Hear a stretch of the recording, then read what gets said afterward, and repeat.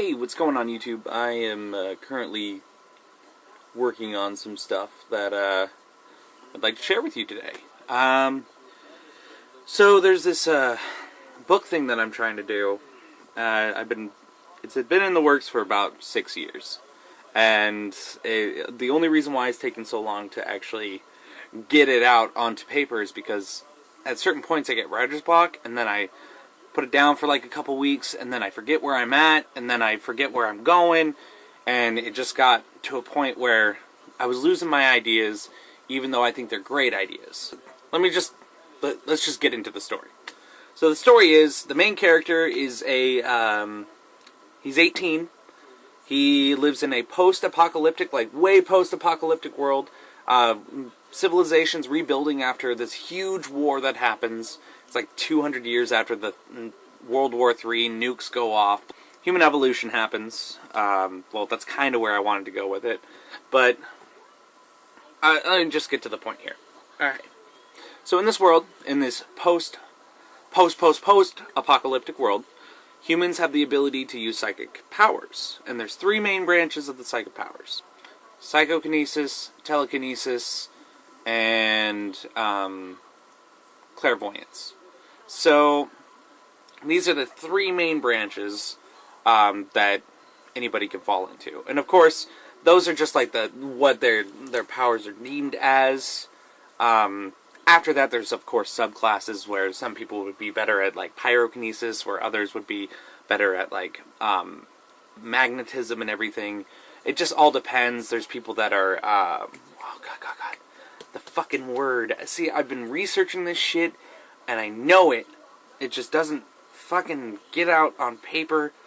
Where they can put an object in their mouth, and they know it's a weird power, but I mean that's a thing. Or they touch someone's personal belongings, and they can see like the item's memory of the last time the person had held it, or whatever happened in a room, stuff like that. So it branches out. And so the main character, in their society, they go through kindergarten, middle school, or kindergarten, elementary school, middle school, and high school without learning how to actually control their powers, because later on their college is going to teach them how to do that and use their abilities the right way.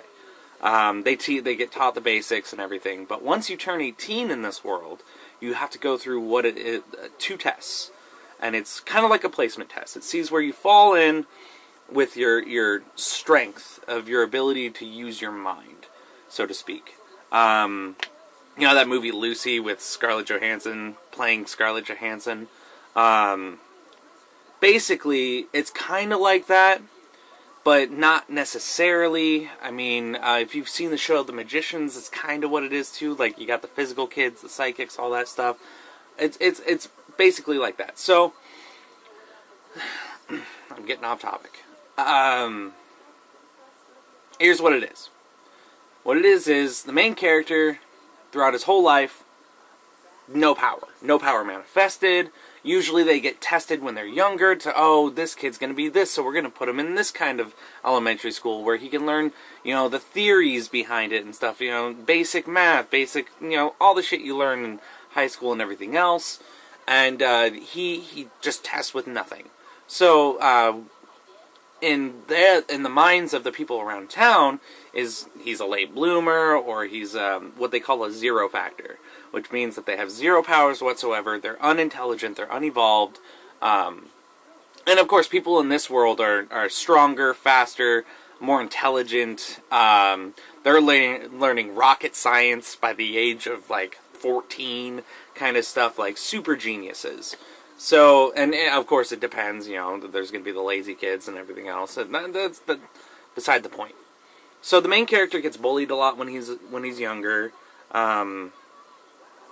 It kind of molds who he becomes, and I don't want to go further into it. I am going to read like portion of the first chapter to you guys here, and let's just say this: the main character actually does have psychic powers.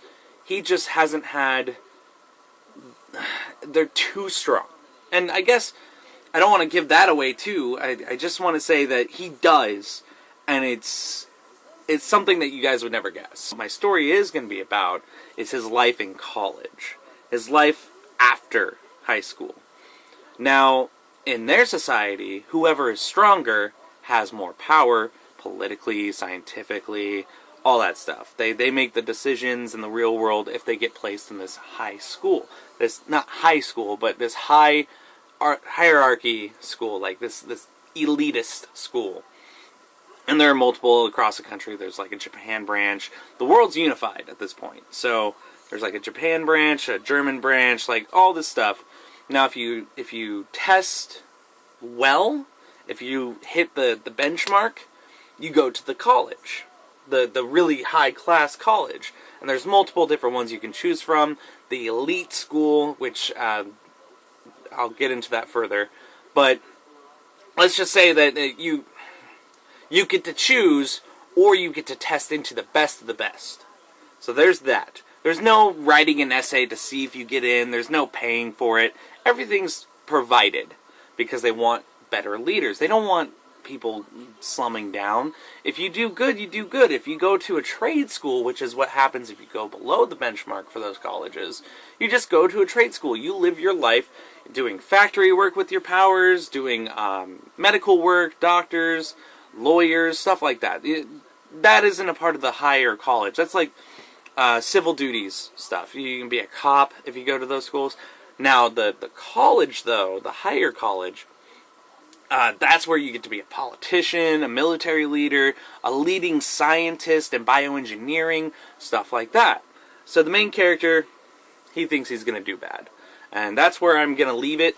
I'm going to start reading, if I can find it. Sorry, guys. Actually, I could just do the rough draft portion of this. This isn't going to be the final thing. Writing's hard, guys. If you don't get everything right,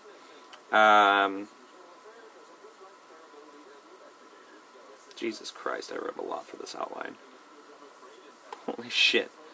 You know when you start writing an outline and you start writing a book because of it, and like start actually writing the book because of it. All right, Wyatt Eli or Elliot for the full length. Wyatt Elliot Ellis.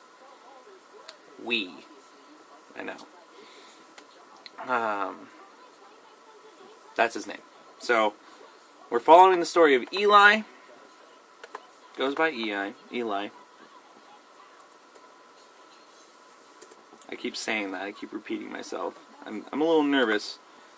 I'm putting this out on YouTube, for God's sake. So, it makes me a little nervous. The original story was going to be called Product Zero. I'm actually going to either it can't be F-Zero, but Zero Factor or Zero is where I wanted to go with it. So here we go. The pages in the book were blank. Not that it mattered to me, because this is just a dream. I think. This dream has been replaying in my head for weeks now. Always starting out in the classroom with a blank book. I get up from my desk and walk over to the classroom door, which is as soon as I grab the handle, I am transported to my parents' kitchen. My parents are both crying over a picture of my older sister's graduation photos. She just got accepted into the top school in the world. Then I walk through the kitchen and out of the back sliding door into what looks like a warehouse.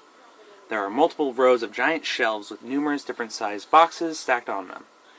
All of them having blank labels sticking out on the exposed faces. And at the end of these rows is a single black door. Blank, black, doesn't matter. When I go to the door, I wake up. The sun blaring in my eyes and my alarm clock whining in my ear for me to wake up for school. My name is Eli, and I'm not a normal human being. At least for the most part. The date is April 1st, 2200. My 18th birthday. See, the world is quite different than you might remember. Most things are done by a simple touch of the hand on a metallic pad wired into the wall. Cars drive themselves, and people, well, are much more able to interact with each other than they used to. How, you might ask? Well, everyone in this era have the abilities beyond your wildest dreams. You see, about 150 years ago, the world was in a panic. Wars were being fought, and radiation from multitudes of different sources destroyed half of the world, which caused the collapse for our government and pretty much civilization. The radiation caused women to go sterile and kill millions of people. I don't know why women had to go sterile. I wrote this a while ago, so don't fucking blast me for this one. Let's just say, caused many people to go sterile, and millions of people were killed after. Until eventually there was only a small amount of people that were immune to its effects. This caused human evolution to kick into overdrive, because not only were men, women, and children were immune, and they were stronger, smarter, and able to use what we call ESP.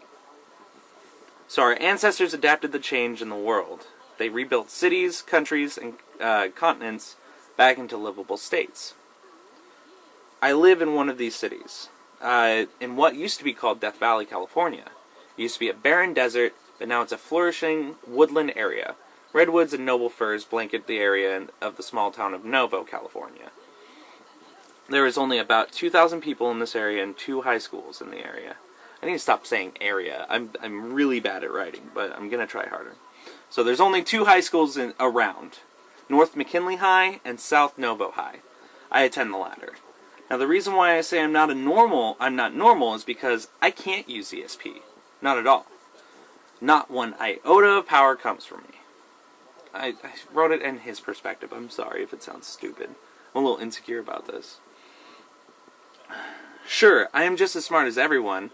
I am just as smart, or even smarter than everybody, and just as athletic. But I can't move one thing with my mind, telepathically ask my mom to borrow the car, or even ignite something into flames with the snap of my fingers. I'm the run-of-the-mill human being, from before the Great Catastrophe. That's what they call it. Now, being as I am, of course, I was bullied or made fun of. Only 1 in 100 people are born like me, but all of them are not as intelligent or as strong as I am, which made me even more of a peculiarity. God. We are called the Zero Factor, because we show zero ability and get shipped off to labs to be displayed as monkeys, would in tests. This wasn't the case for me. I was too smart for my parents to lose hope, saying I was a late bloomer. Being bullied was actually a highlight of my life, sometimes because half of the time my parents wouldn't even acknowledge my existence. There was this boy back in grade school, Trevin Stein. Big love of a kid, and the brains of an ogre with the heart of a troll. He detested me. Hell, everyone hated Zero Factors, you see. He is especially gifted with the pyrokinesis, or the ability to control flames at will. Trevin and his buddies loved to pick on a small group of us, but I was his favorite. There was one day when he got a little too rough with me. He threw a couple of right and left hooks, while his buddies held me up. He could get away with this only because the teachers also didn't care for someone like me. Now, one of Trevor's friends got the bright idea to take my shirt off, and let's give him something to remember us by, he boasted. And that's when I felt like the skin on my back had been ripped off. Searing with pain and hate, I kept my head down. Crying would make them win, I told myself. I closed my eyes and prayed for it to be over, which thankfully happened. The guys were laughing hysterically until a loud sound rang through the air. It sounded as if you broke a weak stick over a metal bar. I opened my eyes to see if Trevin's lackeys face down in the dirt. I opened my eyes to see one of Trevin's lackeys face down in the dirt. A small scratch on his head that was fresh. Trevin and his friends were nowhere to be seen. Instead, there was a short, chubby girl standing there with her hand out to pick me up. She didn't talk, but just stood there and waited. "Did you help me?" I asked her, amazed that she wasn't on the ground next to me getting beat up as well. She nodded her head, still not speaking. "Thanks, but I could have handled it."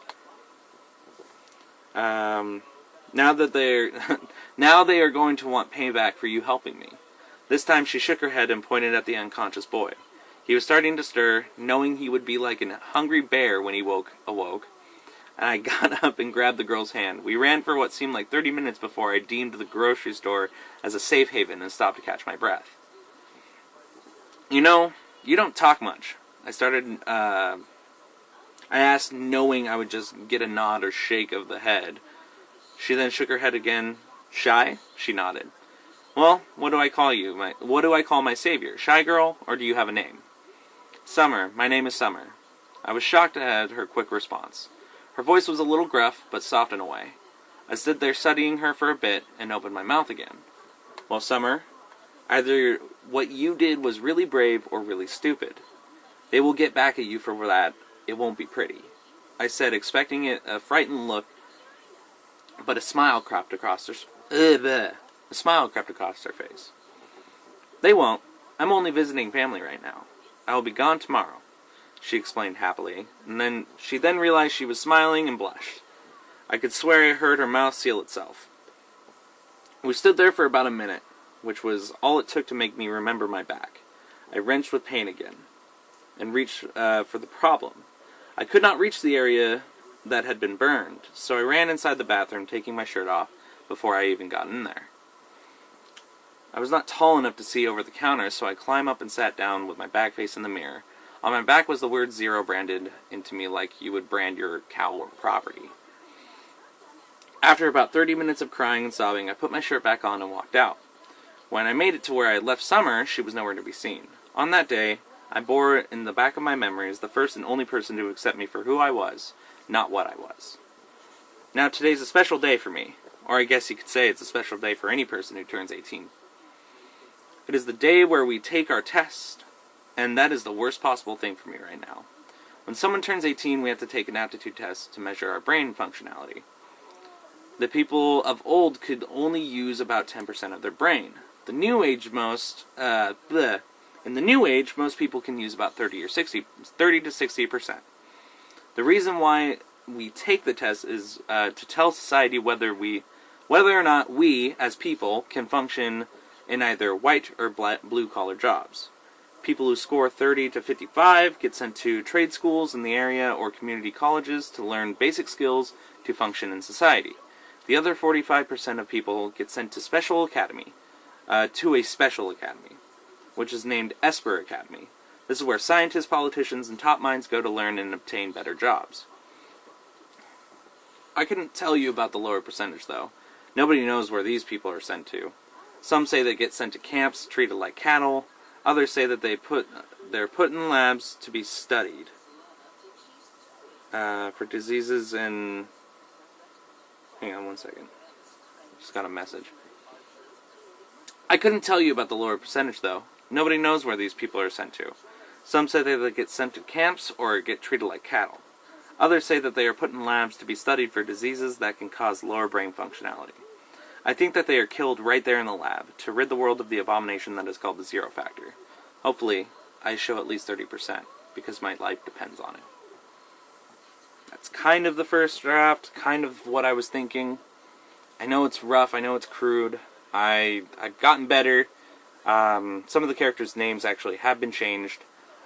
Eli, actually before, in this, his original name was Sky. I thought that was too gay. Not in the gay, but I felt that I didn't like it. I didn't like the name. That's all. Not that it was gay. Whatever. But still. Tell me what you guys think. I am really putting my heart out on the sleeve here. If it was good, let me know. This is just a rough draft. You guys have a great night. Nerdy Boyfriend, signing off.